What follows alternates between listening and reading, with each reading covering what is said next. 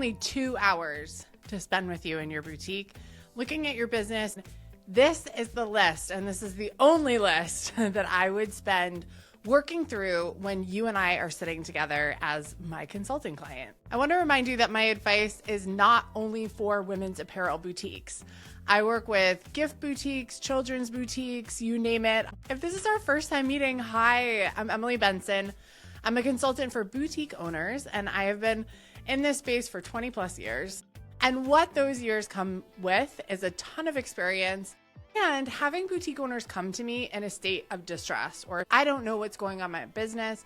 I really need someone else to look at it. And so that's what this talk is inspired by. The idea that if you came to me, here's exactly what I would look at. These things will move the needle for you next week through 3 months. Okay, let's get into it. The first thing, I'd pull your inventory report from your POS system, and I would start to organize it, because a lot of the data that comes from Shopify or Lightspeed or Comment Sold is not organized very well. It's just data, and that's great.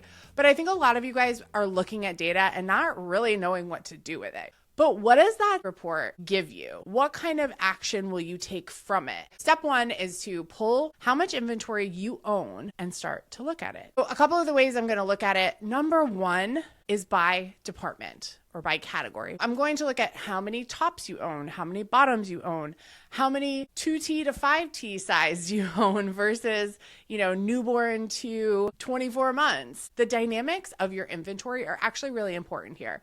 So yes, can we look at how much inventory do you own in total? For sure, but what's going to be more impactful is as we bucket it. Here's the department it's in. Here's the price point range it's in. Here's the size range it's in. Maybe you want to look at vendors. How much by vendor do I own? All of those things are really information for us to take action from. We have to understand how much inventory do you own? And then the next piece of that would be, when did it come from? I haven't been in your business as long as you have. And honestly, I think sometimes we just roll through so much inventory, we don't even really remember when it came in or where it came from. What I like to look at is, what is the date that inventory came in on? Because if it came in last week, fine, you own, 50 of it, great. If it came in a year ago and you own 50 of it, we got to figure something out. It's been on your floor too long. It's been in your inventory, not moving. I care that you have money invested in that and that it's not making you money at this point. The other thing about inventory, just to remember, is anything that you own and has moved over from one fiscal year to the next fiscal year. So let's say you bought it in 2025, it carries over to 2026. You own that and it's been written off already. So theoretically, the money that you're making in this new time period is just going to be straight money. You already paid for the inventory last year.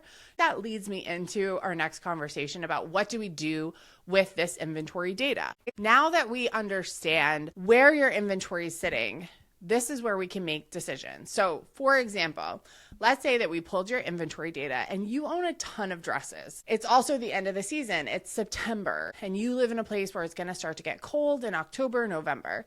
I would say go through all of your dresses and pull out things that you think will work for fall.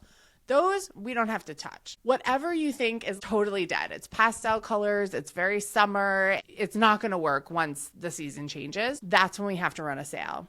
Now, running a sale is a little bit different than taking markdowns. What's most important to know is that you can run a sale on one category or on one color. Boutique owners often think that if they just say, 15% off everything or 20% off everything, it will motivate people to buy, especially if you're in an online business. The trouble comes up that there's too much for sale. There's too many choices. You're overwhelming your customer. And honestly, I think that's kind of like that in brick and mortar too.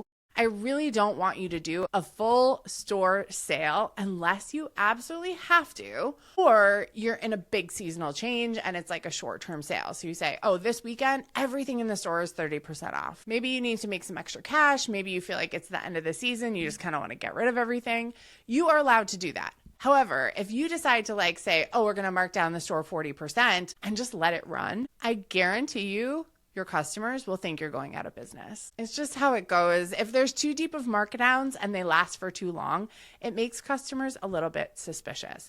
So that's why I recommend that you decide to have a sale just on a department or just on a season, something that feels compact and feels like people can say, oh, I'll pop in here and see if there's any dresses I love. I'm going on vacation in November, and I need a summer dress. I'll grab one at a discount. The other way you can deal with your inventory, if you find out that you just have a ton of units of something. Like, let's say that you decided to invest in beauty. You're like, beauty's not selling. I need to get rid of it.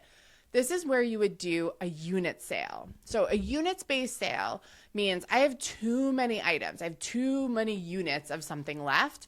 So I am going to encourage customers to buy more than one. The goal for that and the intended outcome is for you to sell through a lot of those units and really make headway in making space. If any of this feels like, ugh, I kind of know how to do this, but I don't really, these are the type of conversations we have every single week, Tuesday at 2, inside my inner circle. Doesn't matter what level you're at, but you can join and have access to me every Tuesday at 2 for group calls where I can help you one-on-one, or sometimes we'll do trainings. Last week, we did a training on cold audience ads for meta ads. Right before that, we did a buy plan review for anyone heading to a trade show. So if you are looking for help in this specific area, I want to encourage you to check out my inner circle. All you have to do is type circle in the comments below, and I'll give you the link so you can sign up for a 14-day free trial. I'll be happy to have you in there. This is where I get to connect with so many of you.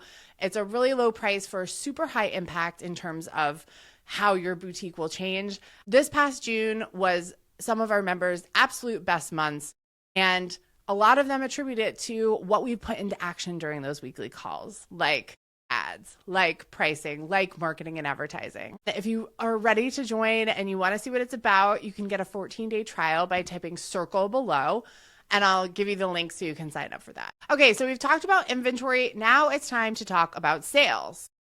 You might have thought I was going to talk about sales at the beginning, but frankly, I don't really care what your sales are until we've looked at your inventory. Your inventory is the money sitting there that has the sales potential. We only have 2 hours to look at all this stuff.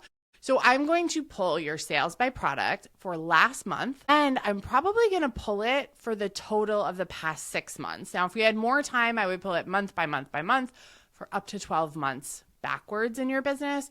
But again, because we have 2 hours, I kind of have to get the gist of what's going on as quickly as I can to make sure I can give you actionable advice. So we're going to be looking at your actual sales by products, meaning your revenue. How much money are you making? How many discounts are included in that? Do you have a lot of returns? Are you paying for shipping? All of that stuff sort of factors into the conversation. But what specifically I'm looking at is how many units and how many dollars did you make by category in those timeframes? So let's talk about last month.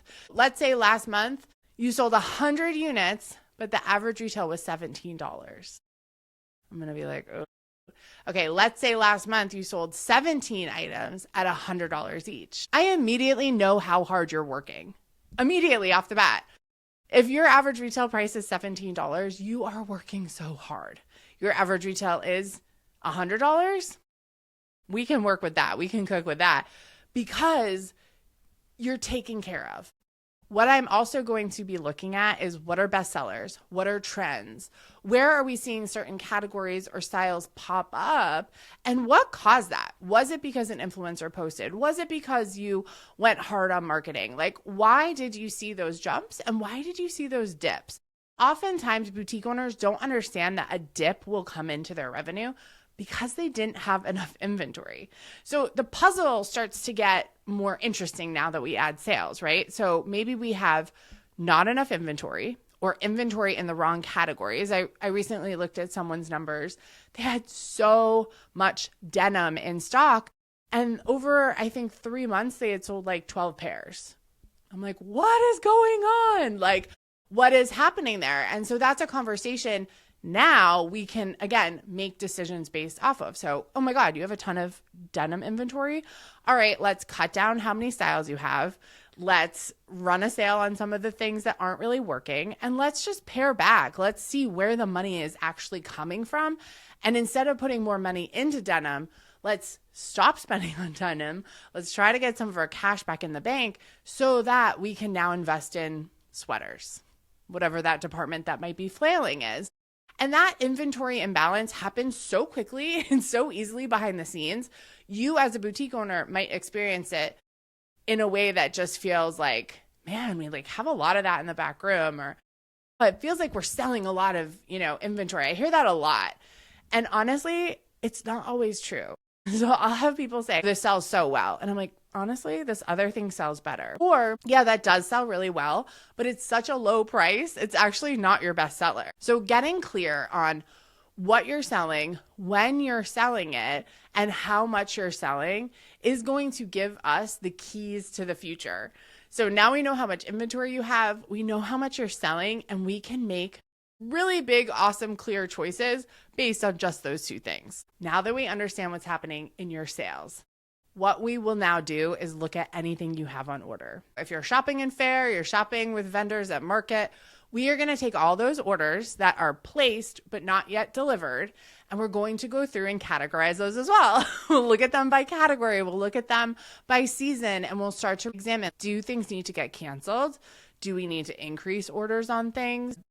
What's going on with what's coming in, and does it match what the trend and what our sales are showing us? Because a lot of times, again, I see this every day. Boutique owners will go out and they'll go to market or on fair and they'll just buy what they like. I don't hate that, but I want you to have a strategy behind it. I want you to have these numbers with you as you go to market. So if you don't have anything on order and we get to this step, then I'm going to tell you, what do you need on order? Where should you go? What should you place? What should you be looking for? It is not my decision to tell you what to buy. Okay, that is your job as a boutique owner. You know your customer, you know what's going on with you. And I can give you very clear direction on, here's how many styles you need, here are how many colors you need, when do you want it to come, here are the months it needs to come. I give you a buying plan. And I have clients right now that are going through all of their orders and they are making sure that they are only ordering what I've sort of allowed them to order, because they know that once they have the right items, that it's going to match up to what our plan is. It's going to match up to what we're selling. Like everything that we make decisions on for the future in our boutique business have to be based on what happened in the past.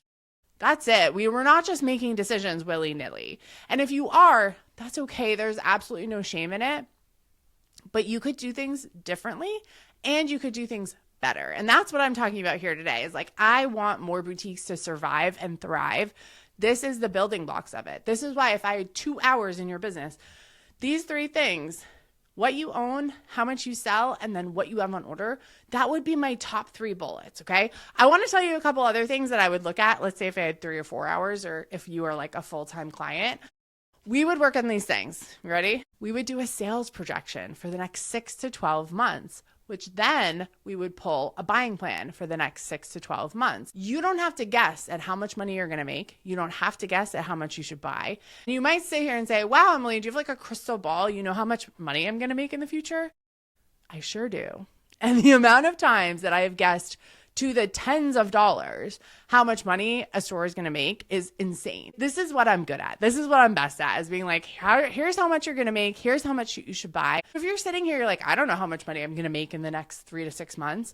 Come see me. This is what I do every day. You should not have to guess. You should have support and you should have help in your boutique so that you're not making these decisions in the middle of nowhere based on probably what is your best guess, but maybe you don't have the experience in a retail business or in a boutique to be able to do those projections. We're also going to work on your assortment plan.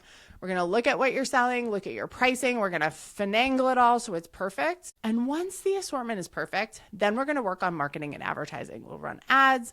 We'll see what your drop days are like. We'll put a system into place to allow you to take pictures, to drop new items, to reorder, and then to market those things. And then lastly, we'll look at your entire financial picture.